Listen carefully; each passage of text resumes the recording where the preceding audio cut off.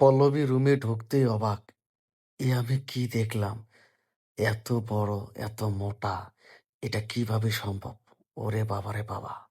আমি সবসময় আমার বন্ধু-বান্ধবের কাছ থেকে শুনেছিলাম, এত বড় নাকি জিনিস হয়। কিন্তু আজকে তো আমি ১ম দেখতাছি। আমি তো নিজেকে বিশ্বাস করতেই পারতাছি না যে এত বড় জিনিস আমি এইভাবে দেখলাম। মোটামুটি আমার ভালোই লাগলো। যাক, এই জিনিসটা যেভাবে হোক আমার ধরতে হবে। যেই বলা সেই কাজ। সে এখন দেখতাছে এই জিনিসটাকে ধরতে গেলে আগে আমাকে দেখতে হবে এই বাড়িতে লোক আছে কিনা। দেখতে হবে যদি বাড়ি ফাঁকা থাকে তাহলে আমি ধরবো। এ পল্লবী হচ্ছে আমার বোনের বান্ধবী। সে আমাদের বাসায় এই সময় এসেছে। আর আমি জানি এই সময় প্রায় আসে আমার বোনের কাছে। কিন্তু আজকে যেহেতু সুযোগ পেয়েছি, আমার বোন আগেই চলে গিয়েছে স্কুলে। এই সুযোগে আমি এলোমেলোভাবে শুয়ে রয়েছি যেন পল্লবী দেখে পছন্দ করে। আর পল্লবী যদি রাজি থাকে তাহলে আর কোনো সমস্যা নেই। আর এদিকে পল্লবী পুরো ঘুরে দেখতেছে, না, বাড়িটা ফাঁকা। তার মানে আমার বান্ধবীর ভাই আর আমি ছাড়া আর কেউ নেই। যাই হোক, আমারও অনেক দিন ধরে পছন্দ বান্ধবীর ভাইকে, কিন্তু বলতে পারি না। আজকে যেহেতু সুযোগ পেয়ে গিয়েছি, আজকের এই সুযোগটা আমি হাতছাড়া করব না। আর আমিও জানি যে সে এখন আমার রুমে আসলো। পল্লবী রুমে এসে দরজাটা লাগিয়ে দিল। আমি তো মনে অনেক খুশি। আমি তো এটাই চেয়েছিলাম। ও আমার পাশে বসলো। আমি তো খালি মনে চাচ্ছি যে ও আমাকে ধরে না কেন?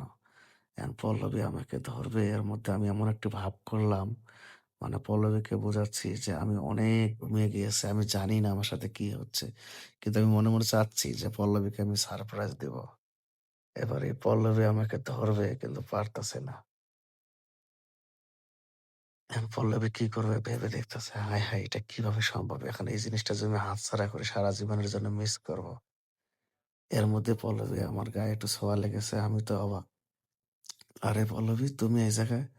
বলতেছে, হ্যাঁ, আমি এই জায়গায়। পরে তুমি এটা কি করতেছো, হ্যাঁ? তোমার মাথা কি গেছে? আমি ভাবতেও পারিনি তুমি আমার রুমে এসেছো। আবার আমার সাথে জড়াজড়ি করতেছো। তখন পল্লবী বলতেছে, আরে কোনো সমস্যা নেই। তোমাদের বাড়িতে তুমি আর আমি ছাড়া কেউ নাই। পরে আমি বললাম, এই পল্লবী, গায়ে টাচ করবো না।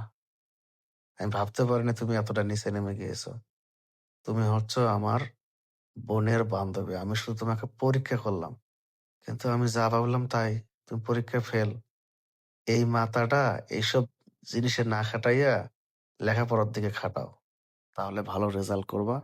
আর ভালো ছেলে দেখে তোমার বাবা তোমার বিয়ে দিবে। বুঝতে পারছো? এই কথা বলতে সে আবার আমাকে জড়িয়ে ধরতেছে। মানে সে ভাবতেছে আমি তার লগে দুষ্টামি করতেছি। পরে আমি কই, যাও। পরে এনতে বাইর করে দিলাম। বাইর করে দিয়ে আমি একদম তাকে যেহেতু ঘরের দরজাটা লাগিয়ে আমার রুমে এসেছিল, আমি দরজাটা খুলে তাকে বাইরে পাঠিয়ে দিলাম। যাও। পল্লবীকে বাইর করে দিয়ে আমি ঘরের দরজাটা লাগিয়ে দিলাম। এবং আমি মনে অনেক খুশি যে যাই হোক, পল্লবী আজকে ভয় পেয়েছে। এই কথা তো কাউকে বলা যাবে না। তবে পল্লবী ভয় পেয়েছে, জীবনে এই ধরনের কাজ আর করবে না। আমি এই ভিডিওটি হচ্ছে শুধুমাত্র সচেতনমূলক। কারণ আমরা অনেক সময় দেখা যায় যারা লেখাপড়া করে আজে বাজে বন্ধু বান্ধবের সাথে মিশে তাদের মস্তিষ্কে অনেক কিছু বিঘ্নিত হয়। ভিডিওটা ভালো লাগলে প্লিজ শেয়ার দেবেন। আল্লাহ